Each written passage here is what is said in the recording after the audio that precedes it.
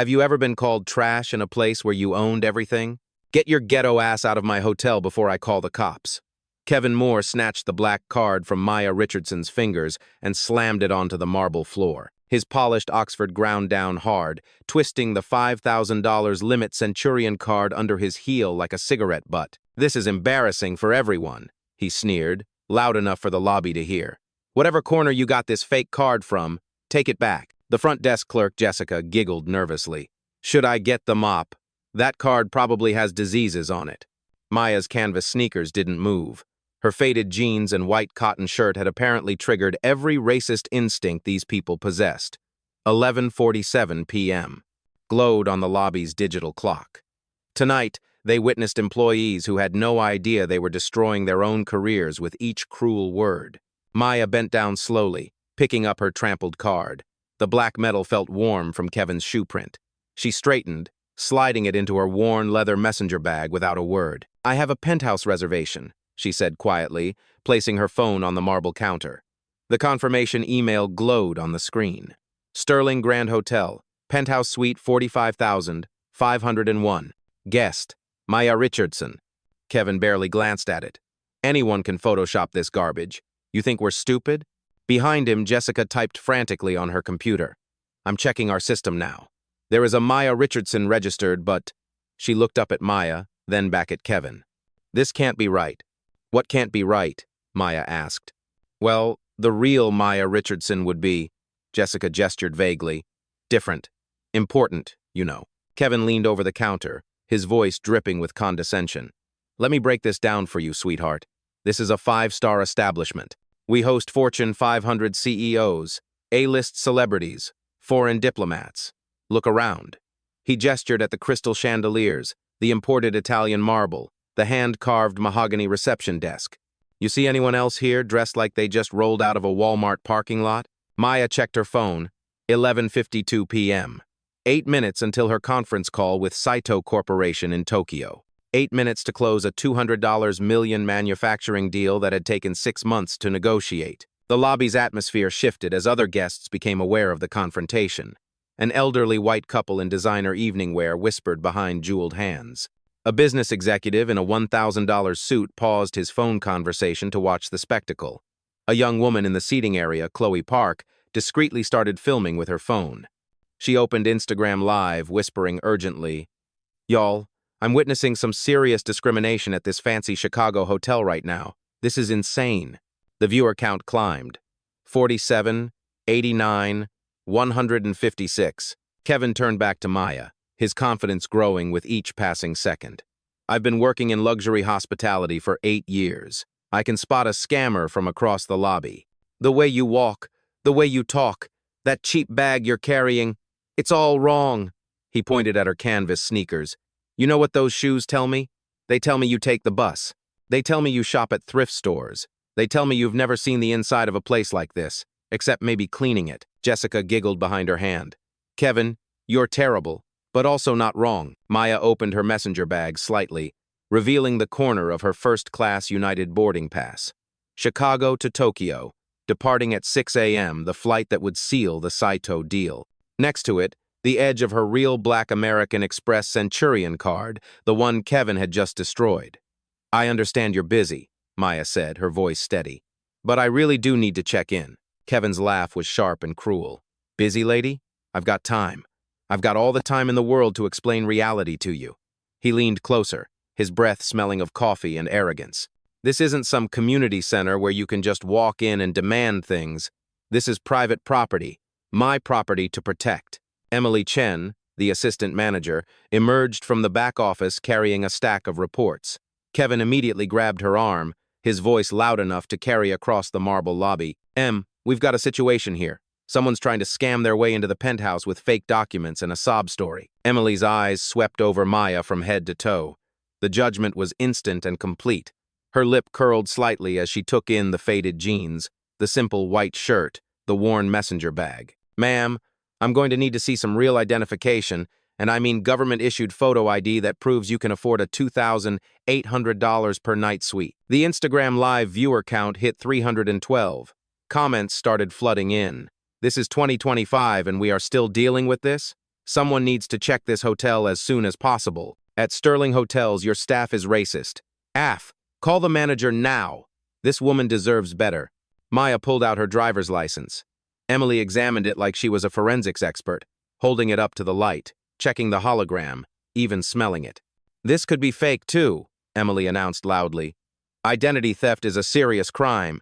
Kevin, should we call the police now or wait for security? Kevin nodded sagely. Good thinking. We can't be too careful these days. Some people will try anything for a free night in luxury. He pulled out his phone and started dialing. Chicago PD? Yes, this is Kevin Moore, night manager at the Sterling Grand Hotel. We have a suspected fraud situation. The digital clock read 11:54 p.m., 6 minutes remaining. Maya watched Kevin's performance, his theatrical concern for hotel security. She noticed how he kept glancing at the other guests, making sure his authority was on full display. This wasn't just discrimination. This was entertainment for him. Jessica leaned over to Emily. Should I cancel the penthouse reservation? Open it up for someone who actually belongs here? Absolutely, Emily replied. No point holding a room for someone who clearly can't afford it. Maya's phone buzzed. A text from her assistant. Saito Corporation calling in 6 minutes. Conference room reserved. Are you ready? She looked up at Kevin and Emily, both standing with their arms crossed like sentries guarding a castle. Behind them, Jessica was already typing, presumably canceling her reservation. In the seating area, Chloe's live stream had exploded to over 800 viewers. The comments were a mix of outrage and support, but the damage was spreading beyond this lobby. I'm ready, Maya whispered to herself, checking the time once more. 11:55 p.m. Kevin snapped his fingers toward the lobby's corner. David, we need you up here. Security Chief David Johnson emerged from behind a marble pillar, his 6-foot frame cutting an imposing figure in the Navy uniform.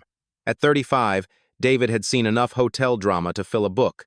But something about this situation felt different. Wrong. What's the problem, Kevin? David asked, his eyes scanning Maya's face. There was something familiar about her, but he couldn't place it. We've got someone trying to scam their way into the penthouse, Kevin explained, his voice carrying across the lobby like a town crier. Fake documents, fake cards, the whole 9 yards. She's been here 20 minutes, refusing to leave. Kevin gestured dramatically at Maya. Look at her, David. Does she look like penthouse material to you? I mean, seriously, look. David looked down at Maya. Ma'am, I'm going to need you to come with me.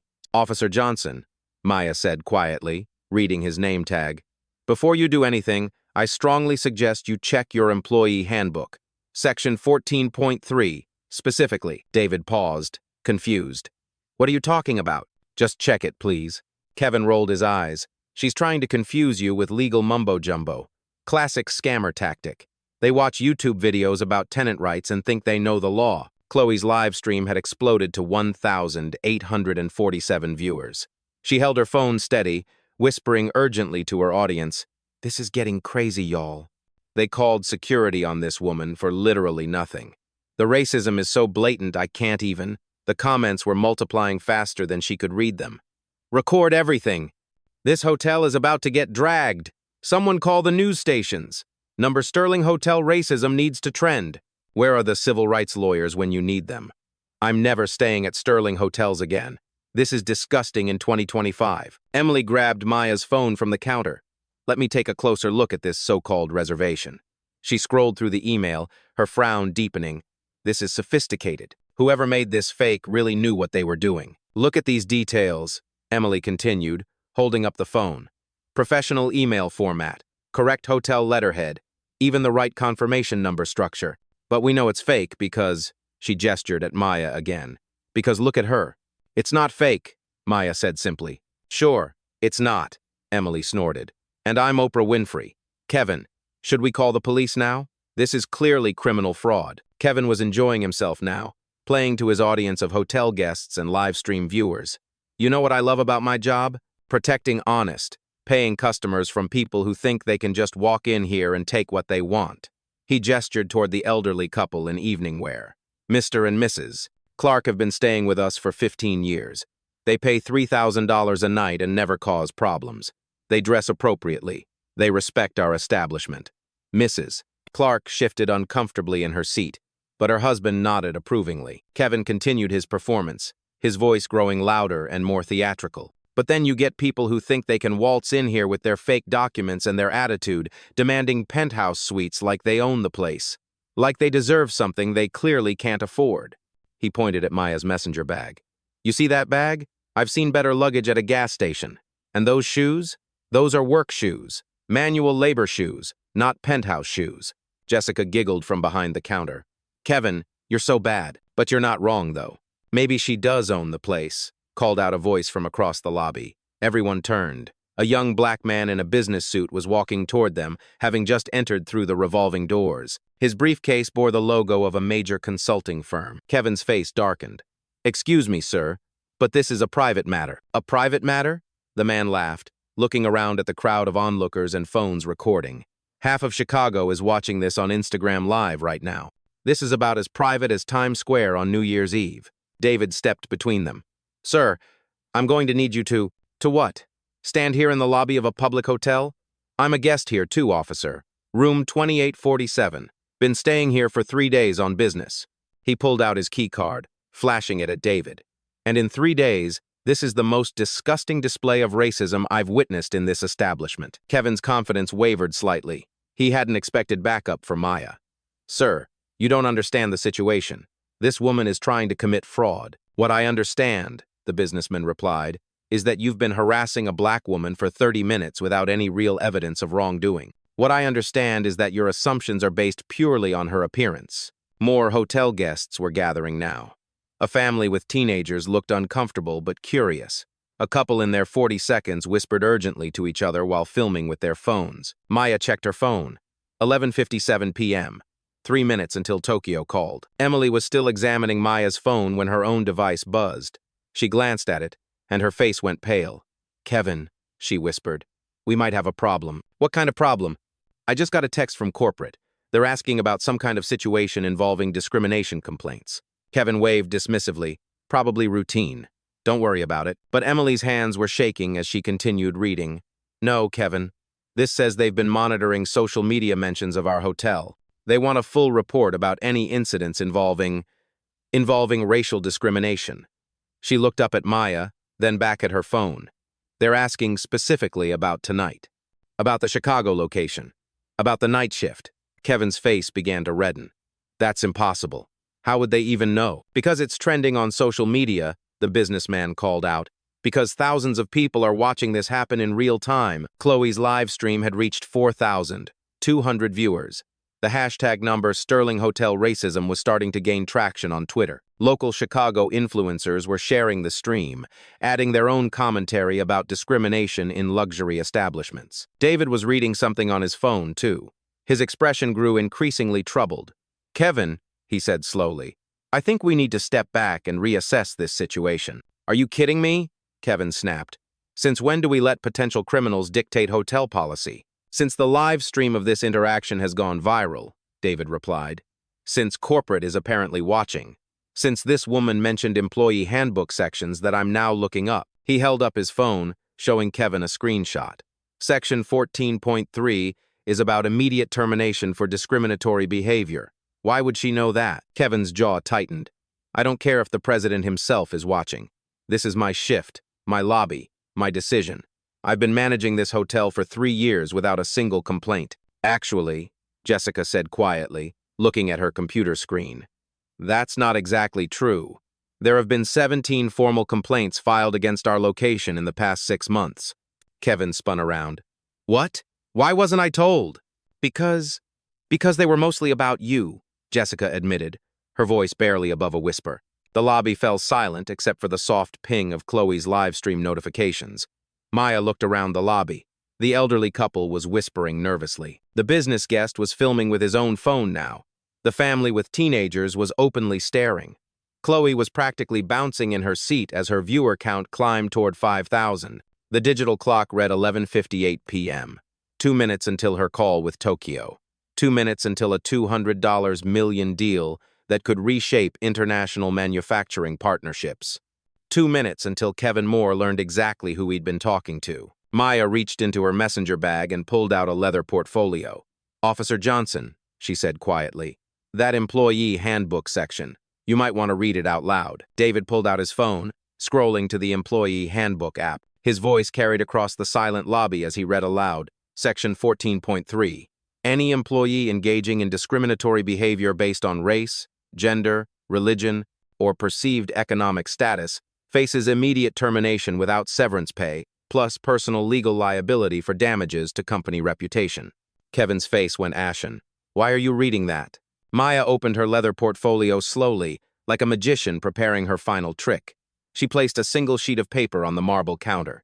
The Sterling Hotel Group letterhead gleamed under the crystal chandeliers. Kevin squinted at the document. What? What is this? Your quarterly performance report, Maya said softly. Revenue fell 23% this quarter. Guest satisfaction rating, 2.3 out of 5 stars. Staff turnover rate, 89% annually.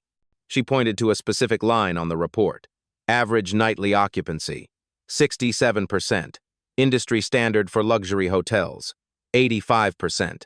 Your department is failing every measurable metric. Emily leaned over Kevin's shoulder, her face draining of color as she read. How do you have this? These are confidential corporate documents. Maya reached into her portfolio again, retrieving her business card. She placed it next to the report. The black lettering was simple, elegant. Maya Richardson, Chief Executive Officer, Richardson Ventures. Kevin stared at the card like it was written in hieroglyphics. I don't understand. Let me help you understand, Maya said, pulling out her iPad. She swiped to a specific screen and turned it around so everyone could see the Sterling Hotel Group corporate website's leadership page. Her professional headshot smiled back at them from the screen. Same face, same woman, but wearing a tailored business suit instead of jeans and canvas sneakers. Maya Richardson, majority shareholder. Richardson Ventures acquired Sterling Hotel Group for $847 million, the 15th of March, 2025. Miss Richardson now controls a 67% ownership stake in the luxury hotel chain. The silence in the lobby was deafening. You could hear the soft hum of the air conditioning, the distant tick of the antique grandfather clock, the barely audible pings from Chloe's live stream. Then the lobby erupted. Chloe's live stream chat exploded. Yo, she owns the hotel. No way. No way. No way. Kevin is so fired. I am screaming. Plot twist of the century. This is better than Netflix. Somebody call an ambulance for Kevin. Kevin's legs buckled. He grabbed the marble counter to steady himself, his knuckles white against the dark stone. That's impossible. You can't be— I can't be what, Kevin? Maya asked, her voice still calm as glass. I can't be successful? I can't own a billion-dollar company? I can't afford a penthouse suite in my own hotel? She gestured at her simple outfit. Or do you mean I can't look like this and still be your boss's boss's boss? David stepped back, his hand moving instinctively to his security radio, not to call for backup, but because his training was screaming at him that he'd just witnessed a career-ending disaster. Emily's mouth opened and closed like a fish gasping for air. Ma'am, if we had known, there was no way to identify. You weren't wearing. I wasn't wearing what? Maya interrupted gently. A sign that said, billionaire? A tiara?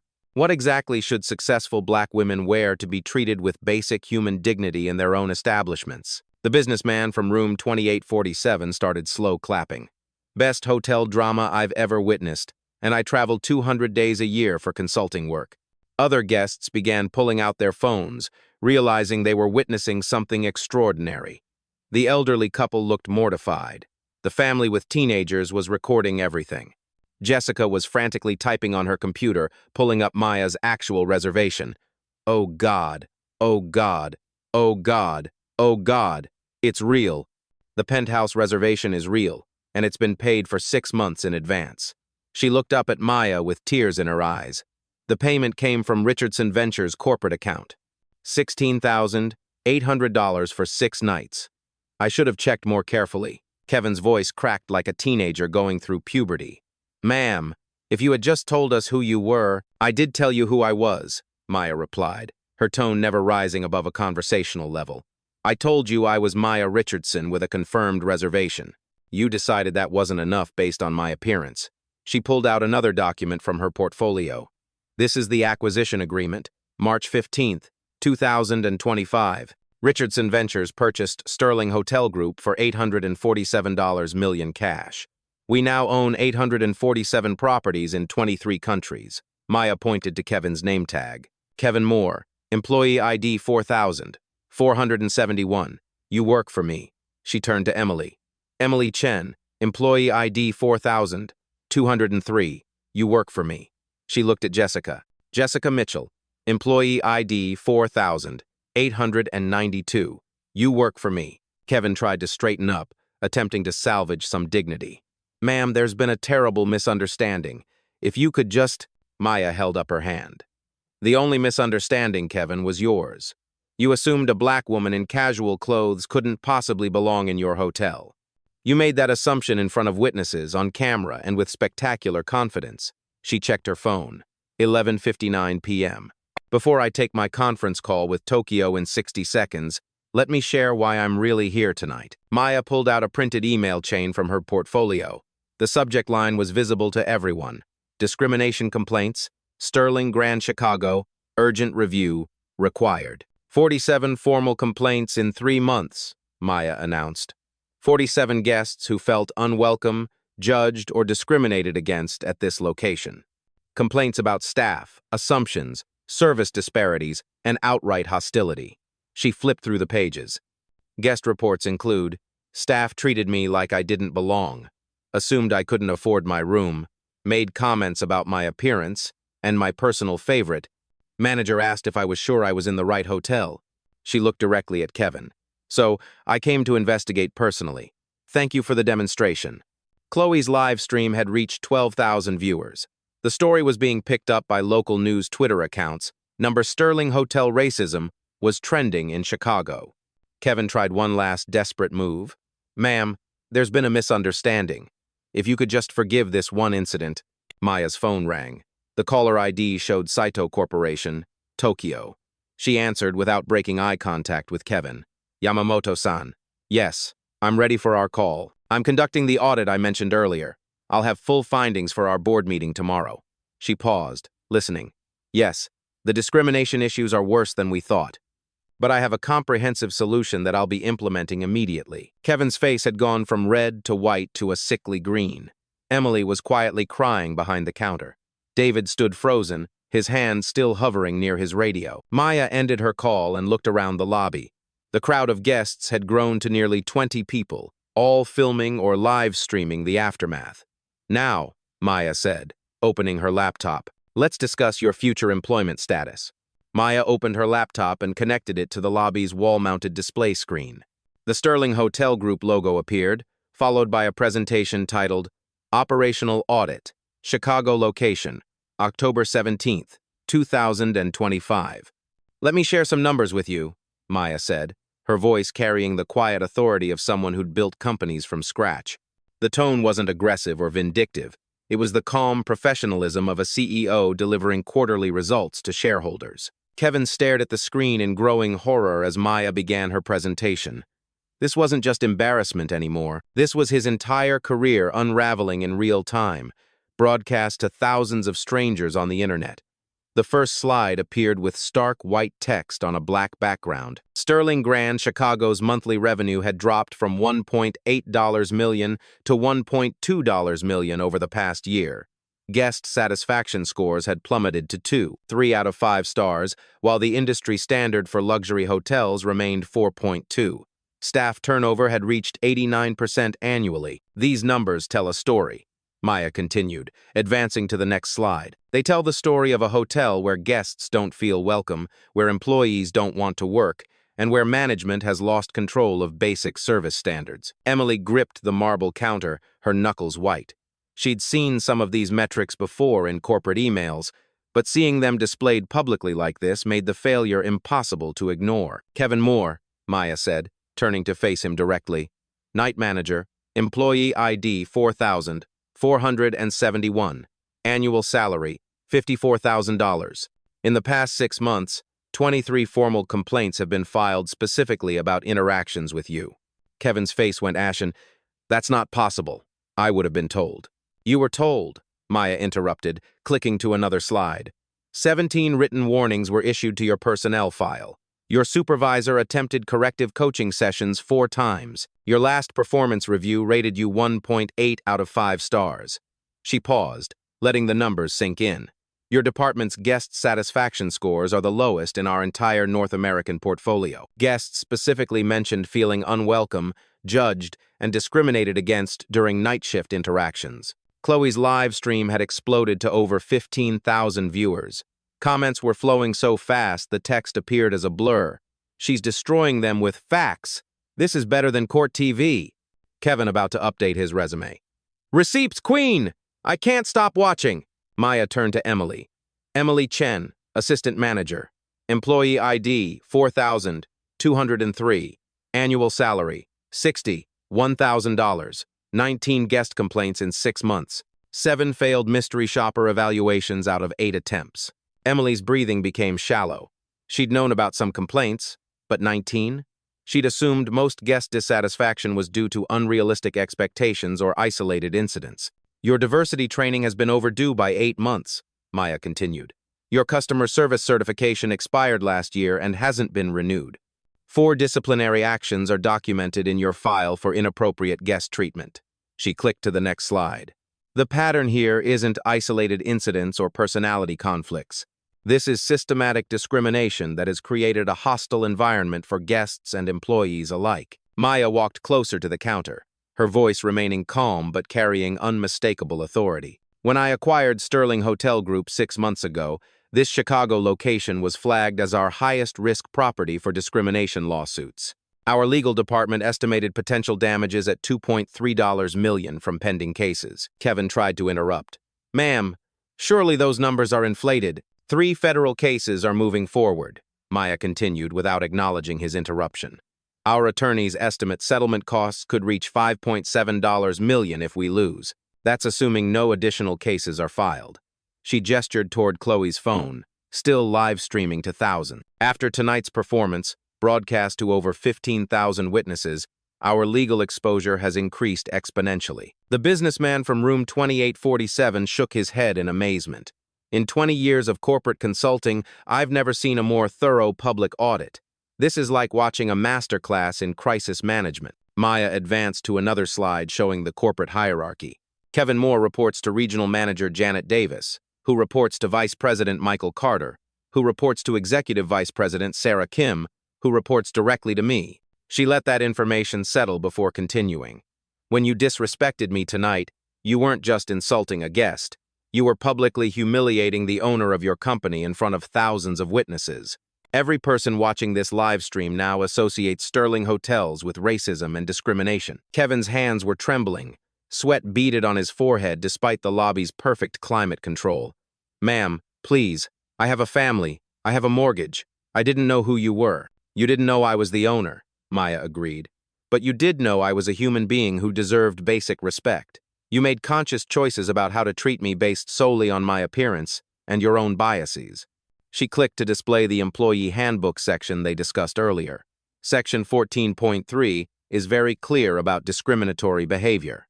Immediate termination without severance, plus personal legal liability for reputational damages.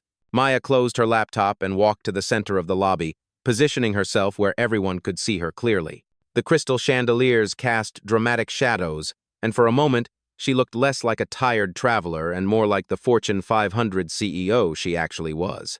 Kevin Moore, Emily Chen, you have 3 choices, and I need your decisions immediately. She held up one finger. Choice 1, immediate resignation. You leave quietly tonight. I provide neutral employment references that don't mention this incident. You keep whatever professional reputation you have left. 2 fingers. Choice 2, termination for cause. This incident goes on your permanent employment record. No references from Sterling Hotels. Possible civil litigation for the brand damage you've caused. Future employers will see a discrimination-related termination when they call for references. 3 fingers. Choice 3. Corporate investigation. A full human resources review that takes 3 to 6 months. Media attention, legal depositions. Your names are permanently attached to this incident in public records and news articles. The lobby fell completely silent. Even Chloe's live stream chat seemed to pause as viewers waited for the response. You have 60 seconds to decide, Maya announced, checking her phone. I have 3 more Sterling properties to visit tonight for similar audits. and I don't have time for extended deliberations. Kevin's voice cracked when he finally spoke. Ma'am, surely there's some middle ground, some way to handle this privately. I've been with the company for 3 years. I've worked holidays, overtime, covered for other managers. Maya pulled out a thick folder from her portfolio. Kevin, this contains documentation of every complaint filed against you. Most guests didn't pursue their concerns because they didn't want the hassle of fighting a large corporation. They just took their business elsewhere and warned their friends about Sterling hotels. She opened the folder, revealing dozens of printed emails and complaint forms. Guest reports include comments like, "Staff treated me like I didn't belong. Manager assumed I couldn't afford my room, made inappropriate comments about my appearance, and asked if I was sure I was in the right hotel." Emily stepped forward, mascara streaking down her cheeks. "Miss Richardson, I'm so sorry. I was following Kevin's lead. I thought I was supporting my supervisor. I never meant for this to escalate." "Emily, you're both adults who made conscious decisions," Maya replied firmly. "You chose to treat me with contempt and disrespect. The fact that I happen to own this company is irrelevant. You would have treated any black woman in casual clothes exactly the same way." Jessica's voice came from behind the counter, small and frightened. "What about me, ma'am? Am I being fired too?" Maya turned to study the young woman. "Jessica, you're 24 years old. You followed orders from your supervisors, but you also participated in humiliating a guest. You laughed when Kevin made cruel comments. You suggested my credit card had diseases." Jessica's face crumpled. "I was just trying to fit in. I didn't want Kevin to think I wasn't loyal to the team. The question," Maya continued, "is whether you want to learn from this experience or repeat these mistakes throughout your career. Do you want to be the kind of person who treats others with dignity regardless of their appearance? Or do you want to be someone who judges people based on stereotypes?" David stepped forward, his security uniform crisp despite the late hour. "Ma'am, what about my role in this? I was called to escort you from the premises." Maya nodded approvingly. "David, you questioned the situation immediately. You suggested checking employee policies.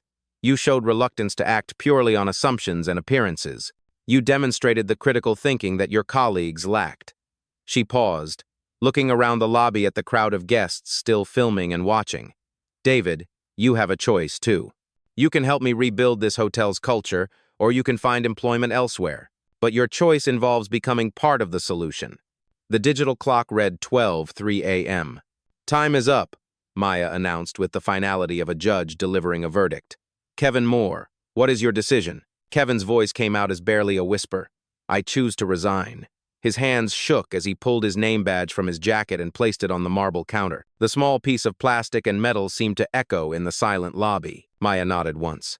"Emily Chen, your decision?" "Resignation," Emily choked out, her mascara-streaked face crumpling as she removed her own badge. "I'm so sorry. I'm so incredibly sorry." "Your apologies are noted," Maya replied without emotion. "Jessica Mitchell, what's your choice?" Jessica wiped her nose with the back of her hand. "I want to learn, ma'am. I want to do better. I don't want to be the kind of person I was tonight."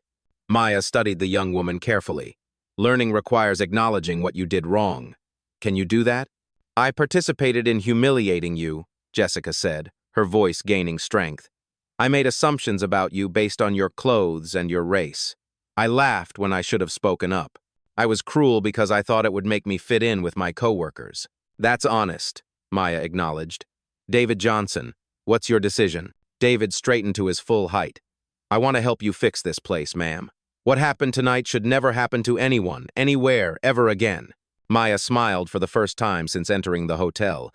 It transformed her entire face, revealing the warmth that had been hidden beneath layers of exhaustion and professional composure. "Then let's get to work," she said, opening her laptop again. Kevin and Emily gathered their personal belongings from behind the counter, moving like sleepwalkers through a nightmare. Other staff members would discover their terminations through corporate emails in the morning, but for now, they simply faded into the Chicago night. Maya projected a new presentation titled, "Immediate Reform Implementation, Sterling Grand Chicago." "Jessica, David, you're about to participate in the most comprehensive hospitality reform program in our company's history. What you learn here will be rolled out to all 847 Sterling properties worldwide." Chloe's live stream had reached 22,000 viewers.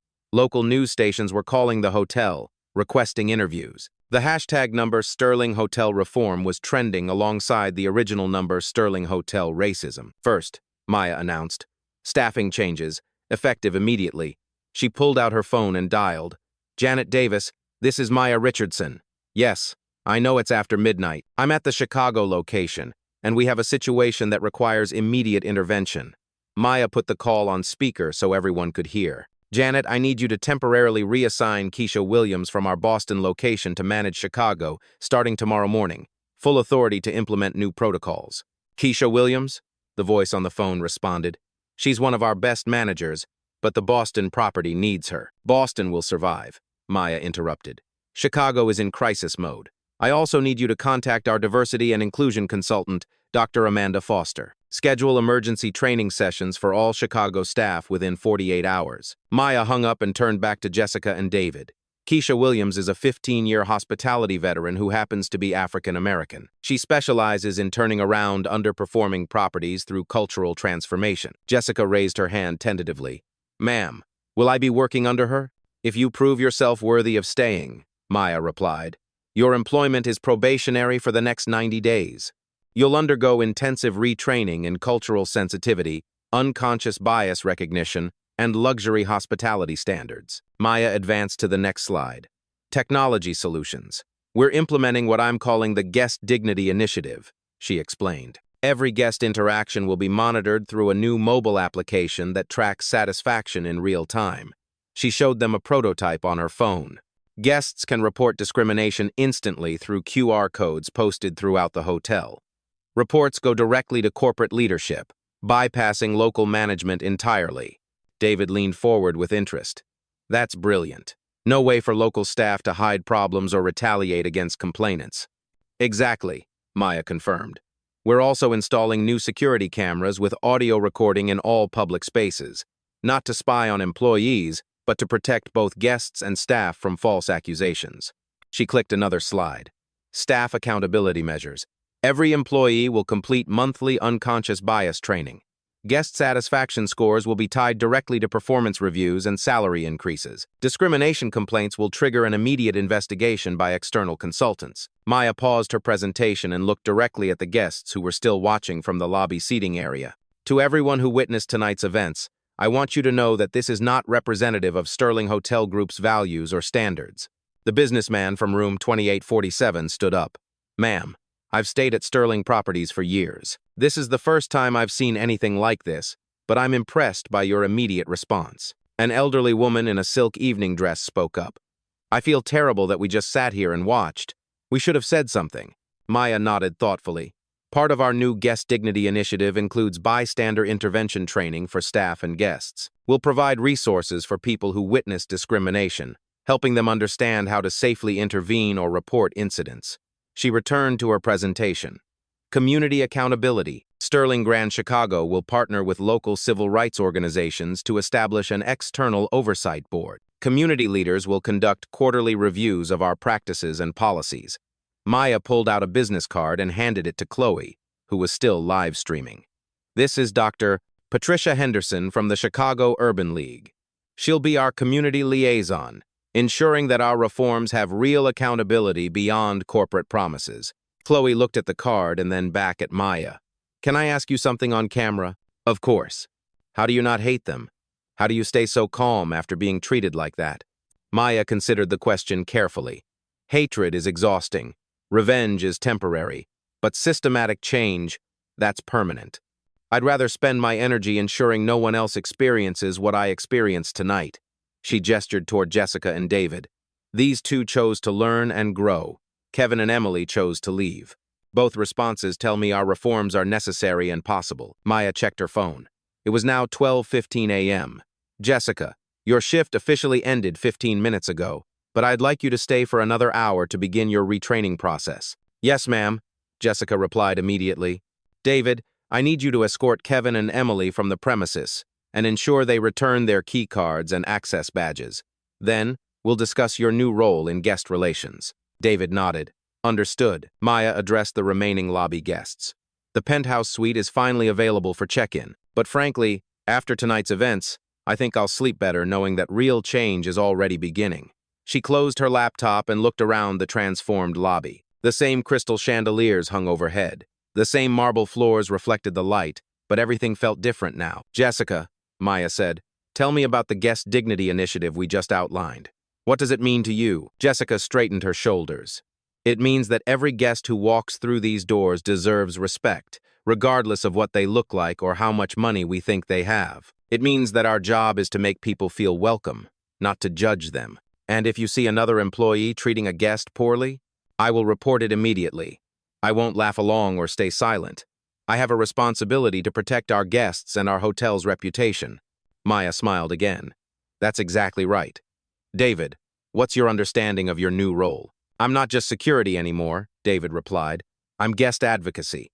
My job is to ensure that everyone feels safe and respected in this hotel and to intervene when they don't." Maya nodded approvingly. "Excellent. Both of you just demonstrated more leadership than Kevin and Emily showed in their combined years of employment." Chloe lowered her phone for the first time in over an hour. "Miss Richardson, can I just say that watching you handle this situation has been incredible. You could have destroyed those people, but instead, you gave them choices. You could have screamed and threatened lawsuits, but instead, you implemented solutions." "Jennifer, what's your last name?" Maya asked. "Park. Chloe Park." "Chloe Park. Would you be interested in a job in our corporate communications department? We need people who understand the power of social media and authentic storytelling." Chloe's mouth fell open. "Are you serious?" "I'm always serious about talent acquisition," Maya replied. "Email me your resume tomorrow." The lobby had transformed from a site of discrimination into a classroom for change. The same physical space now hummed with possibility instead of hostility. Maya finally headed toward the elevators, her worn messenger bag slung over her shoulder. "Jessica, David, I'll see you both tomorrow morning at 8 a.m. for your first reform training session. Get some rest. Tomorrow, we begin rebuilding this hotel's soul." As the elevator doors closed, Maya allowed herself a moment of satisfaction. The penthouse suite was waiting, but more importantly, real change was beginning. 3 months later, Sterling Grand Chicago displayed a 4.6-star rating. Jessica Mitchell wore a supervisor's uniform, greeting guests with genuine warmth. David Johnson had become the guest relations manager. Revenue increased by 34%. Maya stood where Kevin had crushed her credit card. A small plaque now read, "In recognition of the dignity owed to every guest." The Guest Dignity Initiative had spread to all Sterling properties worldwide. 0 discrimination complaints. The reforms became a Harvard Business School case study. Maya pulled out her phone, recording a final message. Discrimination still happens daily in hotels, restaurants, and stores across America. But change is possible when people choose accountability over defensiveness. She looked directly into the camera. Share your discrimination experiences in the comments. Tag businesses that need reform. Subscribe to Blacktail Stories for more transformation victories. Remember, your voice matters. Your story matters. Your dignity is non-negotiable. The Sterling transformation proved systematic change was possible, one courageous choice at a time. The valuable lesson from this story is that true power isn't about loud confrontations, but about quiet competence and strategic action. Prejudice often crumbles in the face of facts, and the most profound way to enact change is not just to correct a single injustice, but to rebuild the system that allowed it to happen. What did you think of Maya's approach? Share your thoughts and any similar experiences you've had in the comments below, and be sure to subscribe to the channel for more powerful stories.